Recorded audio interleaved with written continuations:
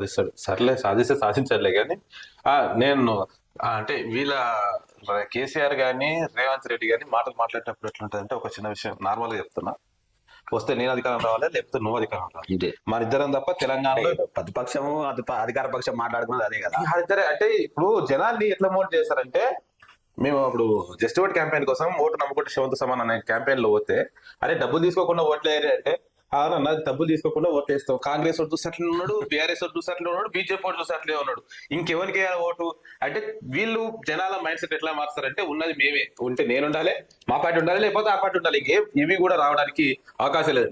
ఇట్లనే మాట్లాడితే ఏదో ఒక రోజు తెలంగాణ రాష్ట్రం కాదు యావత్ భారతదేశంలో ఇండిపెండెంట్ గెలిచి అధికారంలోకి వస్తారు. అయితే ఇక్కడ ఈ 5 లక్షలు 10 లక్షలు గ్రామాలకి ఇస్తామనేది ఏదైతే ఉన్నదో, ఇక మాట్లాడే కదా బీఆర్ఎస్ సర్పంచ్లు నన్ను చచ్చిపోతా అంటే నన్ను గెలిపిస్తారేమో, ఒకవేళ మీరు గెలిస్తే నేను నిజంగానే మిమ్మల్ని చంపుతా, మీకు రూపాయి కూడా ఫండ్ చేయను, ఇందిరా ఇండ్లు కూడా ఇందిరా కమిటీలతో ఇస్తా, ఇవన్నీ మాట్లాడిండు. ఇక మన సీఎం సార్ ఏమో అట్లా కాదు, అట్లా చేయకూడదు అని చెప్తున్నాడు. చూడాలి ఎట్లయితే గ్రామాల అభివృద్ధి కోసం పనిచేయాలి. ఎందుకంటే ఏ పార్టీ ఎవరు గెలవలేదు, గెలిచిందంతా ఇండిపెండెంట్ క్యాండిడేట్, ఎవరికి పార్టీ పూర్తి మీద గెలవలేదు. దాదాపు 90% క్యాండిడేట్లను చూసే ఓట్లు వేసారు. ఇక కొంతమంది పార్టీలకు అనుబంధంగా ఉన్నట్టు వాళ్ళు కొన్ని వేసుకోవచ్చు, కానీ అత్యధికంగా సర్పంచ్ గెలిచేదంటే క్యాండిడేట్లను చూసే గెలుస్తారు.